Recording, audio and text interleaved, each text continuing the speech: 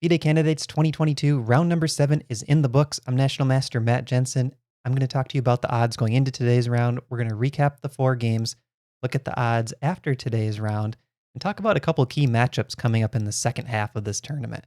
So let's start with the odds going into the round. We see here Caruana and Nepomniachtchi up at the top, both over 40% chance to win the event, and the rest of the field is down here kind of close to the bottom. And Jan is up 1 game over Caruana going into today's rounds. So the first game to finish today was Richard Rapport with the white pieces against Jan Nepomniachtchi with the black pieces. And we see a Petrov defense. And watch the clocks here. The players are all playing book theory. And we get pretty deep into theory where there's actually a perpetual check with best play. So after queen takes b7, this is all theoretical knowledge. These guys have insane preparation. And there's this rook sacrifice by Jan. But after bishop to h3, a chess.com brilliant move, queen takes g2 checkmate is threatened. So the best reply is to take the bishop. And now there's actually a forced perpetual check. Queen to g6 check. The best move is king to the corner. Queen to e4 check.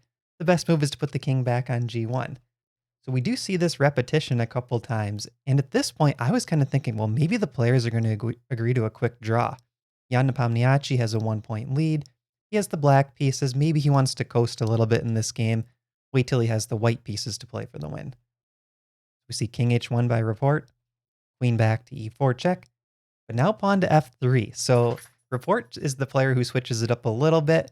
Maybe he's thinking he has the white pieces against the tournament leader. He could try to play for the win.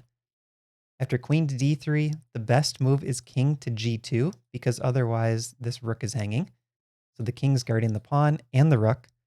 But now queen to g6 check. And with best play, this is still a dead draw, 0.00. With the repetition, king to h1, queen to d3, and putting the king right back on g2.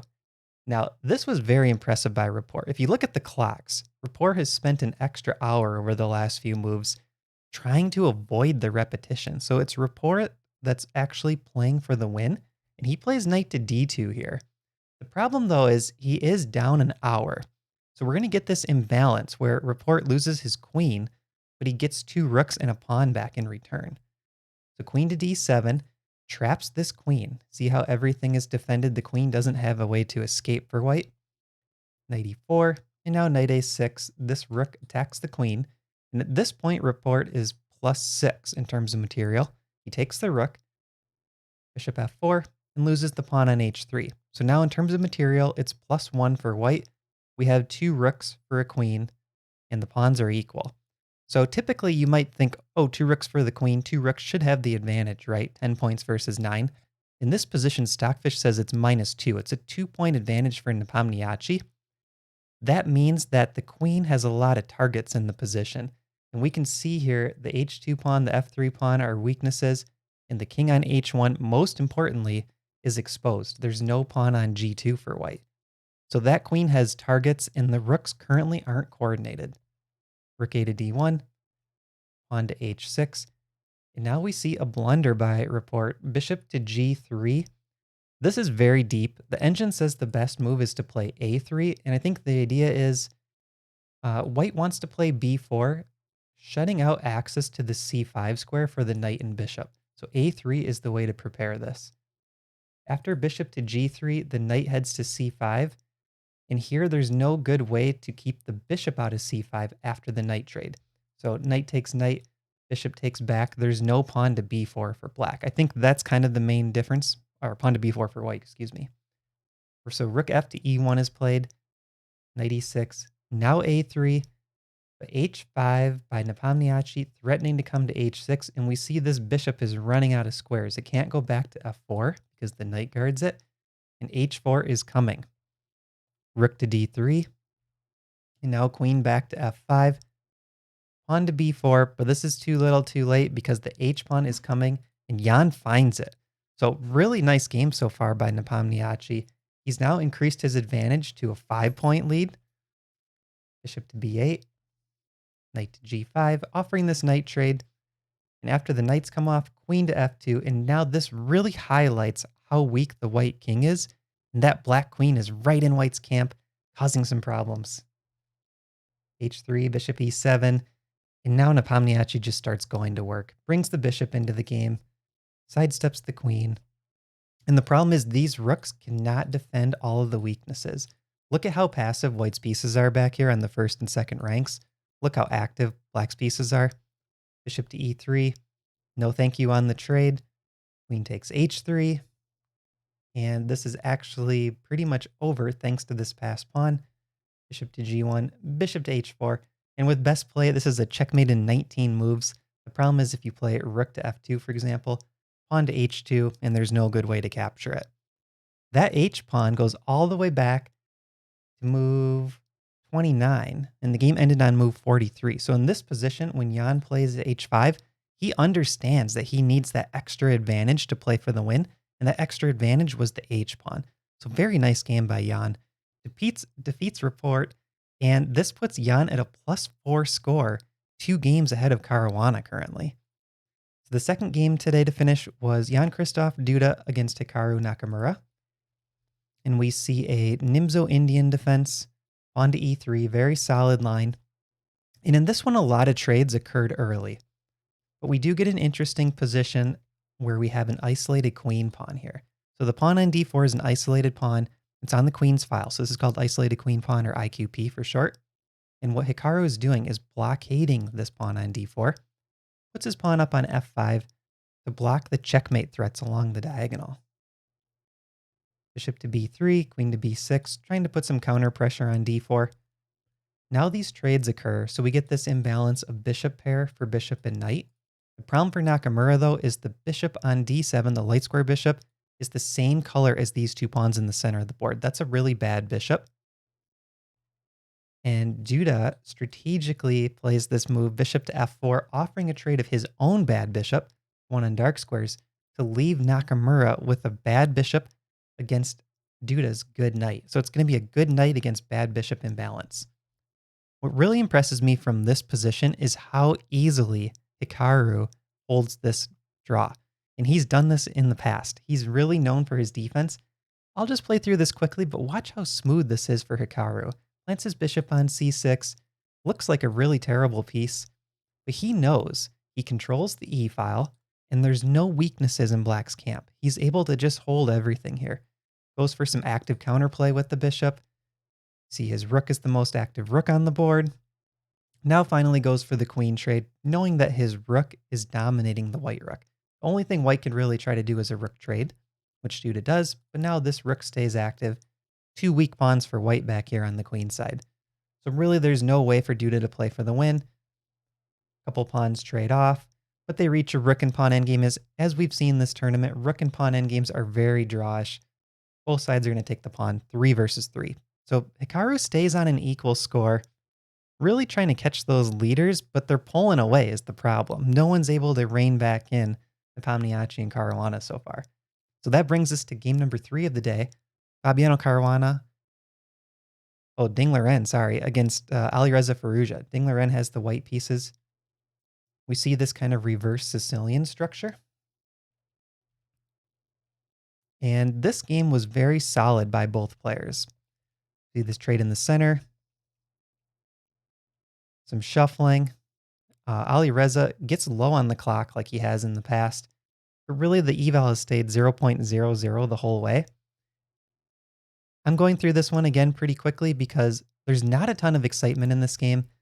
Pieces start swapping off, and the players are just playing so well that they're not creating any weaknesses. So now we see queen, knight, and 2 rooks each. There is this pawn imbalance, extra pawn on the king side for white, queen side for black. Really not a lot to play for, though. This all trades off. Now we reach a rook, knight, and pawn endgame. 0.00 the whole way. Like, really solid game by both players. Ding Liren is kind of going for a couple little tricks here, but nothing serious. A few more trades happen. Now we're in a knight and pawn endgame. Players agree to a draw. So that brings us to round number 4. This is an exciting one. We have Caruana with the white pieces, Radjabov with the black pieces. We have a Sicilian O'Kelly with the early A6. This is not very common at the Super GM level. And we get kind of this Marazzi bind structure with a quick E5 by Radjabov. Caruana puts the knight on f5, posting on an aggressive square, kind of eyeing all of these squares in black's camp. And after d5, c takes d5. Great move according to chess.com. After bishop takes, pawn takes, knight d4. Caruana is in the driver's seat. He has a 0.95 advantage here. This is a great position for white, and he plays this brilliantly. So he harasses this black queen a little bit, gets castled quickly. This is key. Look at the black king. It's going to take 1, 2, 3 moves to get it castled kingside. He could go queenside, but it's very exposed and it looks kind of dangerous.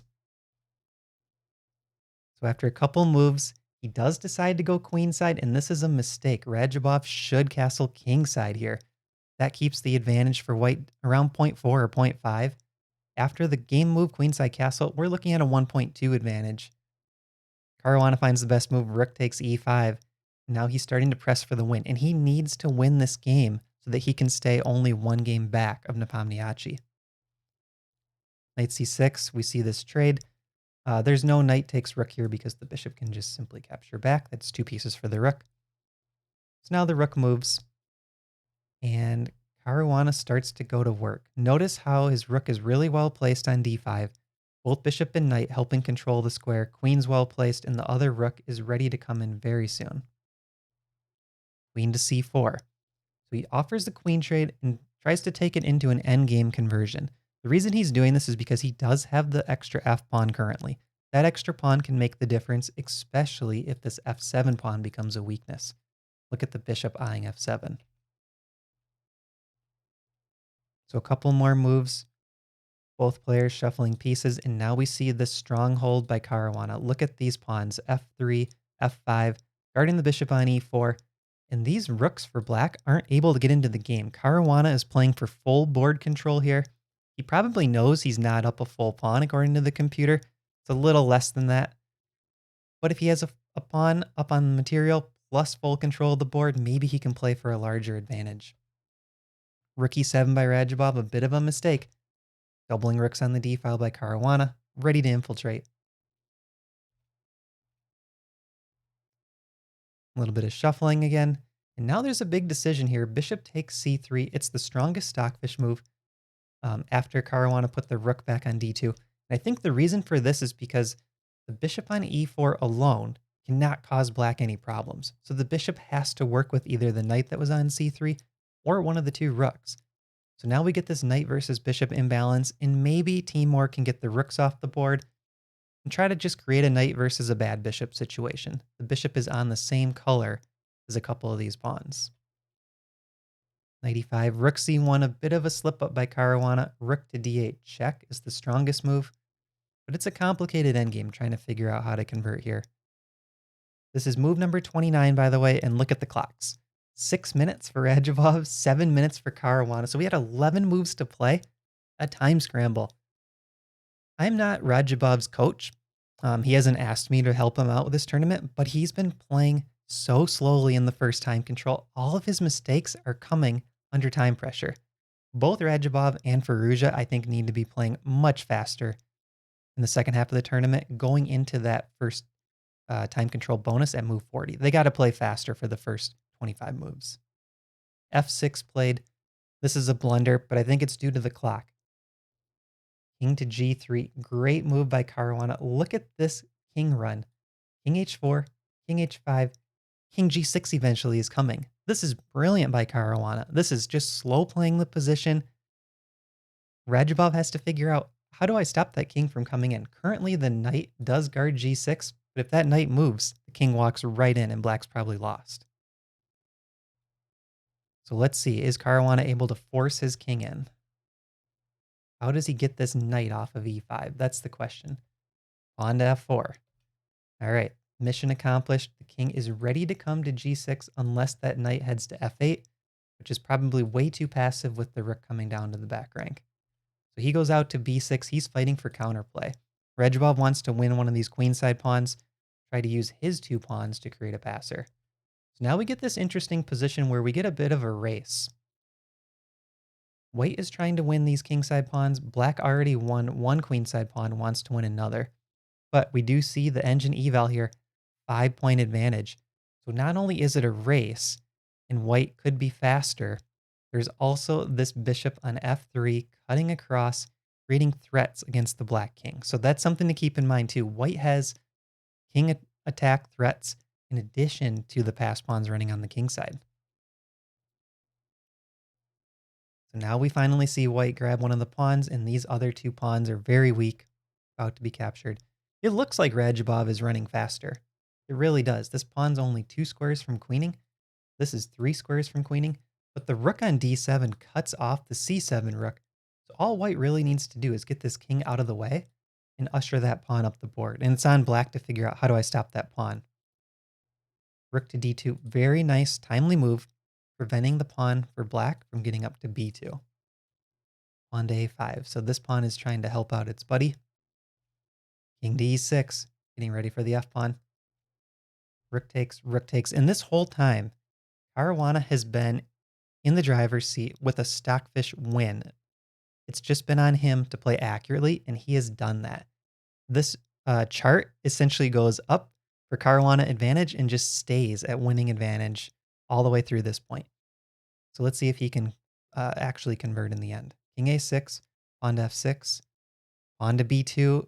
Looks very dangerous. Great move by Caruana. f7, allowing Radjabov to queen first. b1 equals queen, and then f8 equals queen. What a gutsy move. Allowing black to queen first. This looks super scary, but he calculated it all out. Queen to g6 check, queen to f6 block.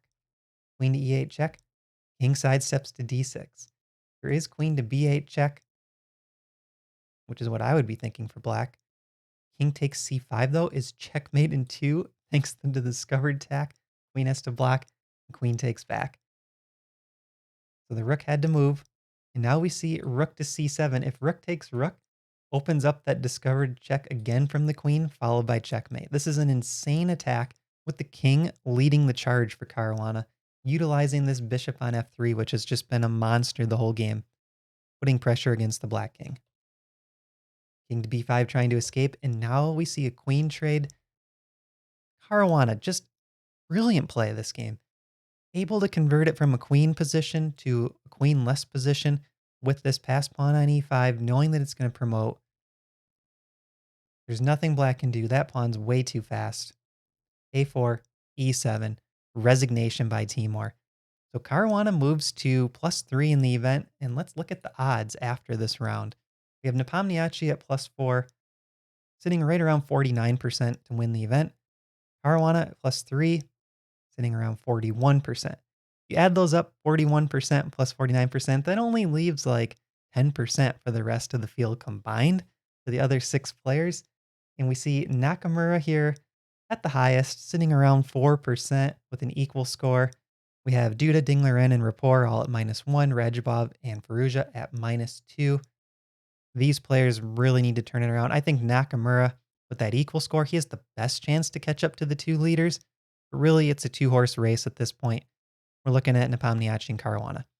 Now, looking ahead to some of the most important games coming up, I looked at the odds of players winning. There's, out of the top 5 most likely decisive results, 2 of them are in Caruana's favor. One of them is Caruana versus Firouzja. Caruana has the white pieces. I think his expected value is right around 58% that game. The other one, which is even bigger, coming up in round 9, it's right around a 59% advantage, I believe, for Caruana. 59% expected score, so 0.59. It's Caruana against Nepomniachtchi, round number 9. Caruana has the white pieces. That's going to be a huge match. So stay tuned. We're going to have these recaps after every round. Thanks for watching, and I'll see you in the next one.